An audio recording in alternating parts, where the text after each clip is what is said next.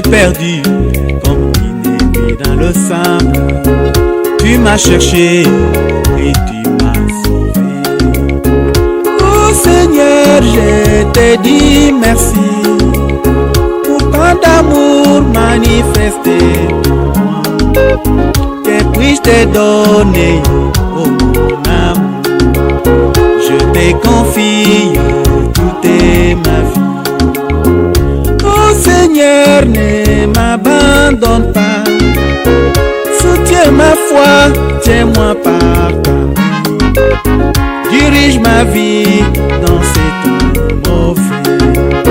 Je me confie à toi, mon Dieu.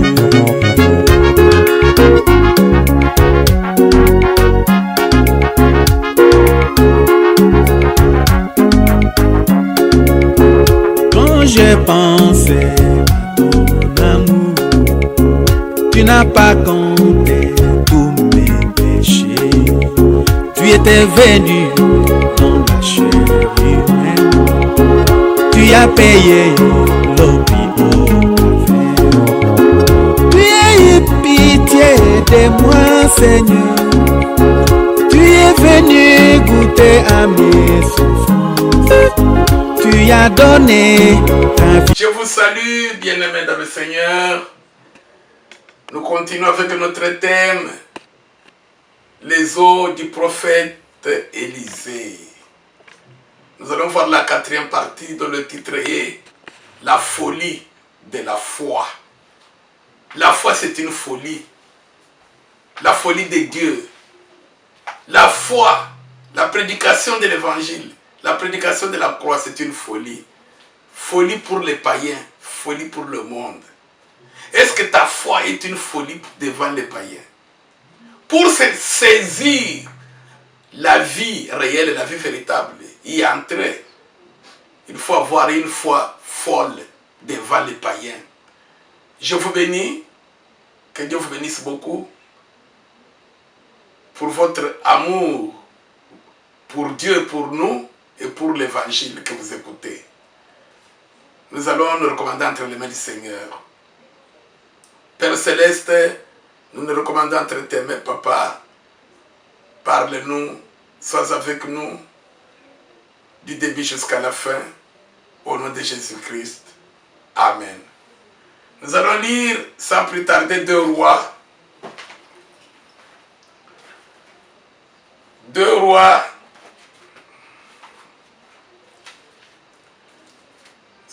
Ce soir, nous sommes au chapitre 4, 8 à 10. Un jour, Élisée passait par Sunem. Il y avait là une femme de distinction qui le pressa d'accepter à manger. Et toutes les fois qu'il passait, il se rendait chez elle pour manger. Il dit à son mari, « Voici, je sais que cet homme qui passe toujours chez nous est un saint homme de Dieu. Faisons une petite chambre haute avec des murs et mettons-y pour lui un lit, une table, un siège et un chandelier afin qu'il s'y retire quand il viendra chez nous. Amen. » Nous allons lire, ajouter à cela Marc 16.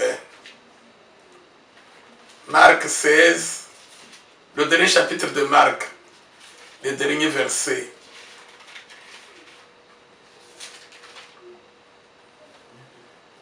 Marc 16, 15 à 20. Puis il leur dit, allez par tout le monde et prêchez la bonne nouvelle à toute la création. Celui qui croira à la bonne nouvelle et qui sera baptisé sera sauvé. Mais celui qui ne croira pas sera condamné. Voici les miracles qui accompagneront ceux qui auront cru. À mon nom, ils chasseront les démons. Ils parleront de nouvelles langues. Ils saisiront des serpents. S'ils boivent quelques breuvages mortels, il ne leur fera point de mal. ils imposeront les mains aux malades et les malades seront guéris. Le Seigneur, après leur avoir parlé, fut enlevé au ciel et il s'assit à la droite de Dieu. Et ils s'en allèrent prêcher partout. Le Seigneur travaillait avec eux et confirmait la parole par les miracles qui l'accompagnaient. Le Seigneur travaillait avec eux et confirmait la parole, c'est-à-dire l'évangile qu'il prêchait, par les miracles qui l'accompagnaient. Amen.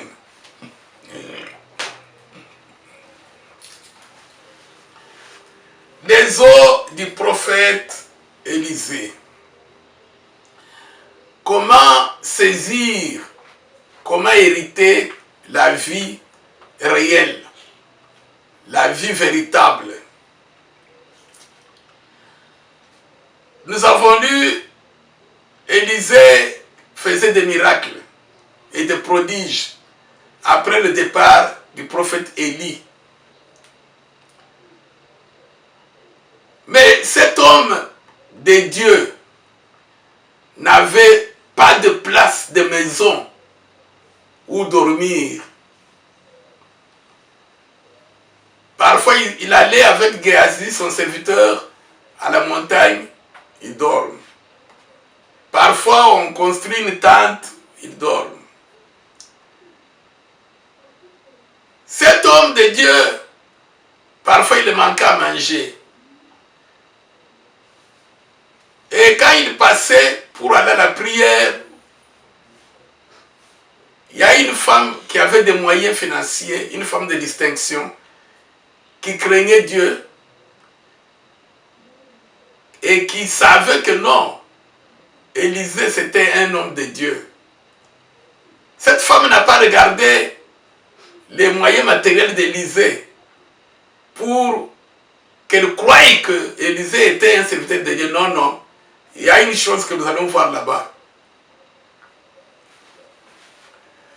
Élisée, parfois refusait, mais la femme insistait. Élisée et Géasi ont accepté. Et chaque fois qu'il passait là-bas affamé, il mangeait. Et il voit là-bas, parfois il dorme à l'extérieur. Maintenant, nous avons lu, cette femme a dit à son mari ceci. Je vois que cet homme ici est un saint homme de Dieu. Laissez-moi lire, relire. Verset 9. Elle dit à son mari, voici, je sais que cet homme qui passe toujours chez nous est un saint. Alléluia. La femme, quand elle l'invitait à manger, ils se mangent, elle étudiait, elle regardait la façon de parler d'Élisée. Il ne demande pas l'argent à la femme. Il ne dit pas, non, mais construis-moi une maison. Non, mais c'est cela, non. Il ne cherche pas une fille du quartier pour coucher avec lui. La femme a regardé, et puis un jour, elle a dit à son mari, j'ai étudié pendant tout le temps que ces deux hommes passent. J'ai regardé Élisée. Et maintenant, j'ai l'assurance. Il dit, je sais, j'ai la connaissance. Je sais que c'est un saint homme de Dieu. Il est homme de Dieu. Il va hériter la vie éternelle. Non pas parce qu'il a l'argent. Non, Élisée n'avait pas d'argent. Non pas parce qu'il a une maison. Non, il manquait la maison. Non pas parce qu'il a fait le mariage. Non, il n'avait pas de femme. Non pas parce que non, il avait à manger. Non, il venait manger chez cette femme. Sans cette femme, Élisée allait souffrir de faim. Mais la femme dit à son mari, je vois que c'est un saint. Il va hériter parce qu'il est saint. Alléluia. Élisée. Et puis elle a dit à son mari, construisons une chambre. Nous avons une grande maison. Que cet homme de Dieu, quand il vient avec les Géasi, après avoir mangé, au lieu de dormir, de marcher la nuit, il faut dormir à la montagne, qu'il dorme chez nous.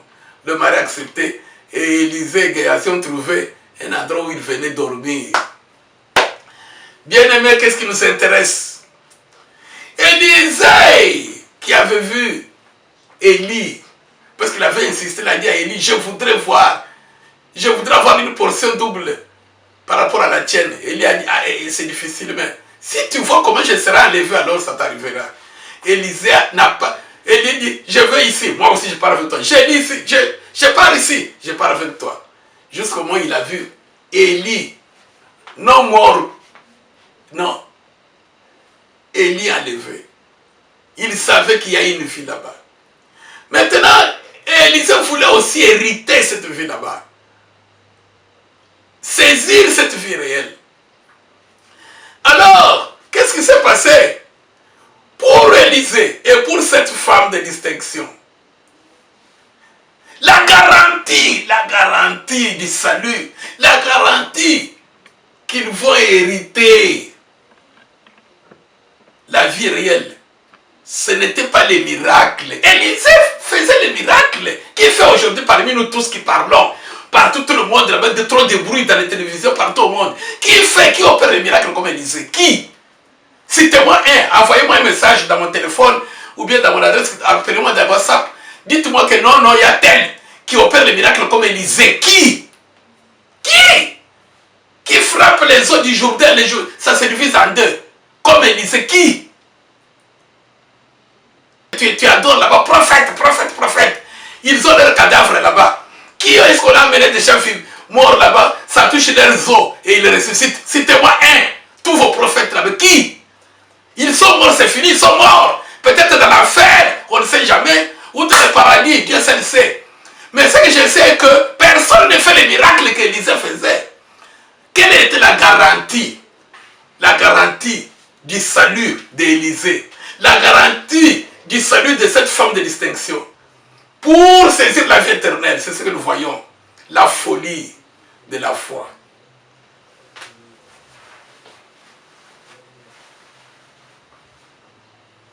La vie de sanctification et non les miracles. Aujourd'hui, dans le monde, si peut-être on apprend qu'il y a d'Urbain, un frère appelé David, s'il te touche, même si tu étais mort après, même si un cadavre 3 jours, tu ressusciteras. Le monde entier va bouger, commencera à venir ici à Durban. Blanc, riche, monde entier. Vous êtes d'accord avec moi? C'est ça Dieu. Ah, voilà l'homme de Dieu. Voilà un enfant de Dieu. Voilà celui qui va aller au ciel. Parce qu'il opérait les miracles. C'est ça le monde. C'est ça le monde. Mais maintenant, Élisée, sa foi à lui, c'était une folie devant les païens. Comment quelqu'un opère les miracles? Il manque où dormir. Quelqu'un opère les miracles. Non, peut-être c'est la magie. Non, ça, ce n'est pas Dieu. Comment quelqu'un opère les miracles? Il manque même à manger. Il faut qu'on lui donne à manger. Il faut qu'on le loge. C'est une folie devant les païens. Alléluia. Ainsi donc, la 4e partie. Pour saisir la vie réelle, il faut que ta foi soit une folie devant les païens. C'est-à-dire que tu aies comme garantie du salut la recherche de la sanctification et non pas la recherche des miracles et des prodiges. Dieu opère les miracles et les prodiges pour confirmer l'évangile. Les miracles et les prodiges, les signes que Dieu opère, c'est pour confirmer. Ce n'est pas l'évangile. Mais regardez au monde, et regardez dans les assemblées, et regardez dans les églises aujourd'hui.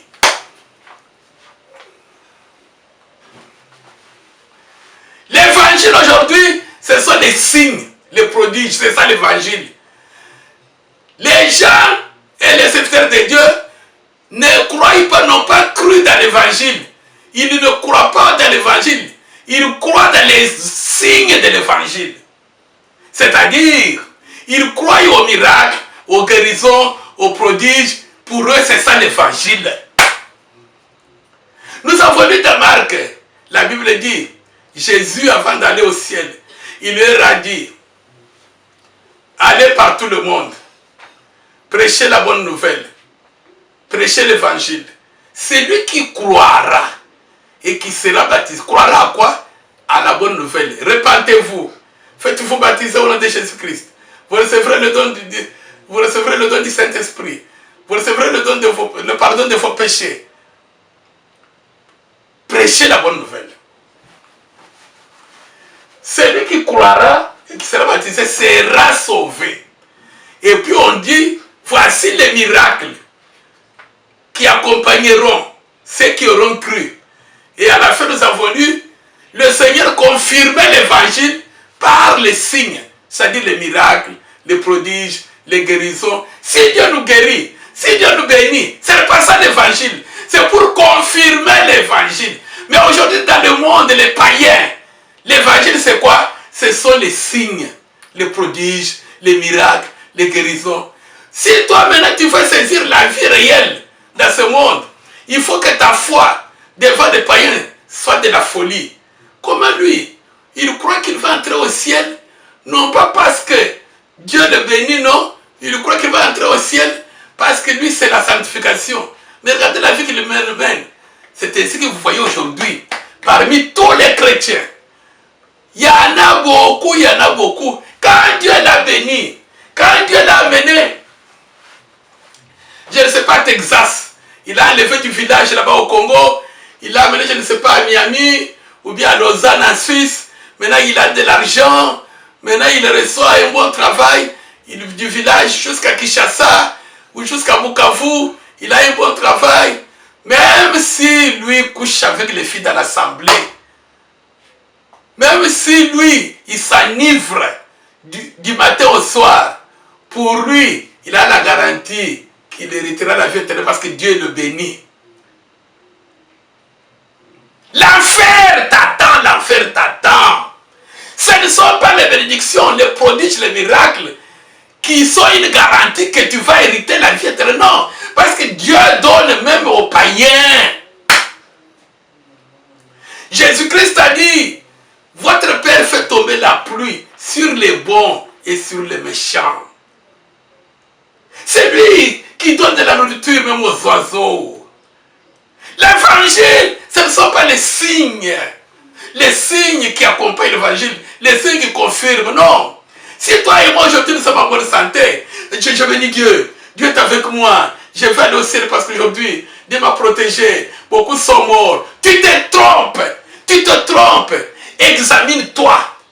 Glorifie-toi par rapport à la vie de sanctification et non par rapport aux choses matérielles que Dieu te donne. Alléluia. Donc la quatrième partie.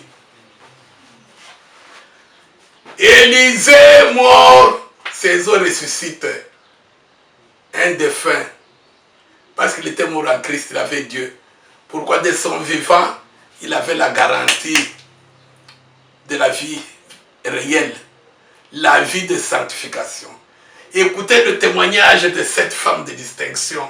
Cet homme, c'est un saint homme de Dieu. Alléluia. Il a vu l'homme. Mais si c'était toi et moi, on nous loge là-bas. 2-3 jours, ce sont des requêtes. Tu vois, moi, je suis homme de Dieu, je fais le miracle, mais je n'ai pas une femme, je n'ai pas une maison, je fais cela, je voudrais faire un voyage pour aller aussi prêcher ceci, patati patata. Toi et moi, cette femme-là devient ta femme. Voilà les scandales que nous voyons aujourd'hui. Parmi nous les chrétiens. Pourquoi? Parce que la garantie du salut pour nous, ce sont les signes, les prodiges, les bénédictions matérielles et non la sanctification. La Bible dit personne n'héritera, personne ne verra le Seigneur sans la sanctification. Ainsi donc, je vous ai introduit la quatrième partie. Si ta foi apparaît devant le monde, les païens, comme une folie, mais lui, il est toujours à l'aise. Il est toujours bien cette sœur là-bas. Mais regardez sa vie matérielle. Mais il continue toujours à prier Dieu. Il se contente toujours de oh non, il faut la prière, il faut la crainte de Dieu. Et regardez son âge. Au lieu même de chercher un boyfriend, un copain, hein, c'est quoi? Tu apparais comme une folle devant eux. Tu vas hériter la vie réelle. Que Dieu te bénisse, ma soeur. Tu hériteras. Pourquoi? Parce que ta foi est une folie devant les païens. Alléluia. Pour les païens, pour hériter la vie véritable, saisir la vie réelle, les eaux du prophète Élisée, faisons comme Élisée. Ayons comme garantie du salut, non pas les signes de l'évangile, les prodiges, les miracles, les guérisons, les bénédictions matérielles, les mariages, et les ceci, cela, non. La vie de la sanctification, la recherche de la sanctification, la crainte de Dieu, c'est pour toi et moi la garantie, le ticket, le visa pour entrer au ciel. Rappelez-vous, Jésus est allé donner une parabole du riche qui avait tout, mais qui était un enfant d'Abraham, un chrétien, qui connaissait Dieu, il était enfant d'Abraham. Et il a donné la parabole de Lazare, un pauvre, qui était aussi enfant d'Abraham. Tous dans la même église, tous dans la même assemblée, tous dans la même maison. Ils se connaissent l'un et l'autre. Jésus, pourquoi il a donné ça? Pour nous apprendre que l'évangile, l'obéissance à la parole de Dieu, la conversion, la sanctification, c'est ça le ticket pour entrer dans le paradis et pour échapper au séjour des morts, au tourment. Le riche lui croyait que, comme il avait l'argent, il avait Dieu, il avait la garantie que même quand il va mourir, il sera bien. Il était surpris. Quand il est mort, ce sont les anges des ténèbres qui l'ont transporté au séjour des morts, en proie au tourment. Je vous avais dit la fois passée, c'est une vérité. Jésus confirme. Il n'y a pas d'eau là-bas, il n'y a pas d'eau. Il a dit, Père Abraham, la langue souffre cruellement. Enfant Lazare, il se connaissait. Et il était enfant d'Abraham. D'ailleurs, Abraham lui a répondu, mon enfant. C'était l'enfant d'Abraham. Pour lui, la garantie du salut, les bénédictions matérielles. Je suis aveugle, j'ai deux maisons, Dieu me donne de l'argent. Je suis, c'est pas que apôtre, je voyage comme je veux. En tout cas, j'ai Dieu, je vais aller au ciel. Quand tu vas mourir, ce sont les anges des ténèbres qui viendront te prendre. Tu vas passer l'éternité, la langue va souffrir cruellement. Ma soeur, mon frère, même si aujourd'hui, on se moque de toi, aujourd'hui on te traite comme une folle, comme un fou, glorifie-toi si tu es dans la sanctification. Parce que tu as la garantie du salut. Dieu nous bénit pour confirmer. Ce n'est pas ça que ce sont les bénédictions qui sont l'évangile. Non. L'évangile, c'est la parole de Dieu. L'obéissance à la parole de Dieu, c'est ça. La vie de sanctification qui nous amène au ciel. 1 Corinthiens, chapitre 1. Nous allons lire rapidement. 1 Corinthiens 1, c'est ça le sujet d'aujourd'hui.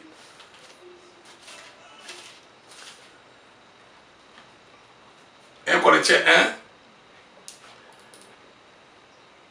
je lis rapidement, verset 21.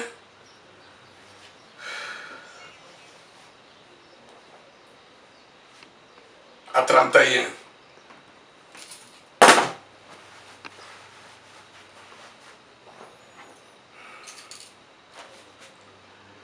Car puisque le monde, avec sa sagesse, n'a point connu Dieu dans la sagesse de Dieu, il a plu à Dieu de sauver les croyants par la folie de la prédication. Alléluia! La folie de la prédication. Quand on prêche et que tu crois à cette parole, l'évangile, tu as crié à la folie. Cette folie, c'est pour les mondains, pour devant les païens. Les Juifs demandent des miracles et les Grecs cherchent la sagesse. Mais nous les Paul, les Pierre, les David, nous prêchons Christ crucifié. Attention, attention avec le péché. Portez votre croix pour suivre Jésus. C'est un scandale pour les Juifs, c'est-à-dire pour les païens. C'est un scandale. Et une folie pour les païens. Alléluia! Donc la foi qui amène au ciel, c'est une folie pour les païens. Mais lui il dit qu'il a Dieu. Il n'a même pas une voiture. Hein? Lui il dit qu'il a Dieu. Il manque même une maison. Il est en train de louer une maison. Élisée lui aussi, folie pour les païens. Mais puissance de Dieu et sagesse de Dieu pour ceux qui sont appelés tant juifs que grecs. Écoutez, verset 5. Car la folie de Dieu est plus sage que les hommes. Et la faiblesse de Dieu est plus forte que les hommes. Considérez, frères, parmi vous qui avez été appelés, il n'y a pas beaucoup de sages, c'est de la chair. Il n'y a pas beaucoup de puissants, il n'y a pas beaucoup de nobles. Mais Dieu a choisi les choses folles du monde pour confondre les sages. Dieu a choisi les choses faibles du monde pour confondre les fortes. Et Dieu a choisi les choses viles du monde, celles qu'on méprise, celles qui ne sont point, pour réduire à néant celles qui sont, afin que nulle chair au ciel ne se glorifie devant Dieu. Et à la fin, on dit que celui qui se glorifie dans le Seigneur. Et Élisée se glorifiait qu'il avait Dieu dans le Seigneur, c'est-à-dire par l'obéissance à la parole de Dieu que lui avait laissé Élie. Et puis nous aussi, aujourd'hui, glorifions-nous que nous irons au ciel par l'obéissance dans le Seigneur, par l'obéissance à l'évangile. Il leur a dit, prêchez la bonne nouvelle. Celui qui croira, qui mettra en pratique ma parole, lui sera sauvé. Pas celui qui croira au miracle, non. Et la Bible dit, le Seigneur confirmait cette parole-là, l'évangile, avec des signes, des prodiges, des miracles. Si Dieu nous donne à manger, si Dieu nous guérit des maladies, c'est pour confirmer la parole. Mais il le fait pour tout le monde. Même les animaux, on les amène chez les vétérinaires, bien interviennent, on guérit. Mais ce qui va nous donner la garantie, c'est autre chose, bien aimé. Nous allons lire le dernier passage. Luc 23, 8 à 11. J'espère que vous avez compris la quatrième partie, la folie de la foi. C'est-à-dire, pour moi, la garantie du salut. Ce qui m'amène à me glorifier que j'ai Dieu, que je vais entrer au ciel, que je vais hériter la vie réelle. Ce n'est pas ce que Dieu me donne, même si je n'ai rien, que j'ai ça ou non, non. C'est ma vie de sanctification. C'est-à-dire, chaque fois quand je m'examine, j'arrange ma communion avec Dieu. Si j'étais tombé dans le péché, vite, je m'en repens. Et je crains Dieu. Je garde la parole de Dieu jusqu'à la mort. Voilà ma garantie que j'entrerai au paradis. Ce n'est pas que non, parce que Dieu m'a amené en Europe, on me paye l'argent d'assistance sociale. Je suis en train de construire une maison, c'est pas à Gandajika, ou bien que j'ai terminé mes études, maintenant je suis professeur universitaire qui chasse ça, on me paye de l'argent, c'est ça la garantie. Ou non, je viens d'avoir le mariage, j'avais beaucoup prié, j'ai un enfant, donc je vais aller au ciel. Cet enfant là-bas, tu ne l'amèneras pas au ciel. Quand tu vas mourir, toi seul, tu vas aller au feu éternel. Maintenant que tu écoutes cette parole, cherche la garantie du salut, ta vie de sanctification. Et regarde-toi, examine-toi. C'est ça la quatrième partie.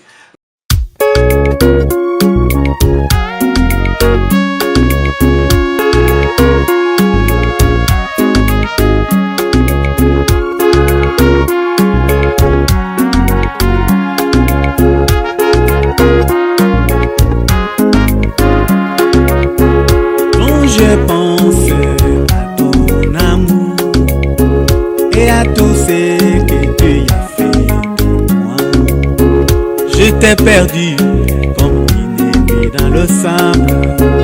Tu m'as cherché et tu m'as sauvé. Oh Seigneur, je te dis merci pour tant d'amour manifesté pour moi. Que puis-je te donner, oh mon amour? Je te confie toute ma vie.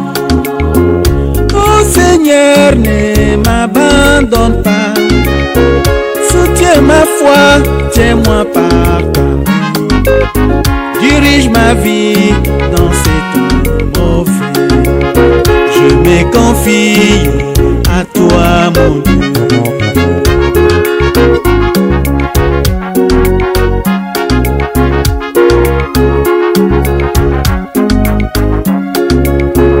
Quand j'ai pensé à ton amour, tu n'as pas compté tous mes péchés. Tu étais venu dans la chair humaine. Tu as payé Tu as eu pitié de moi, Seigneur. Tu es venu goûter à mes souffrances. Tu as donné ta vie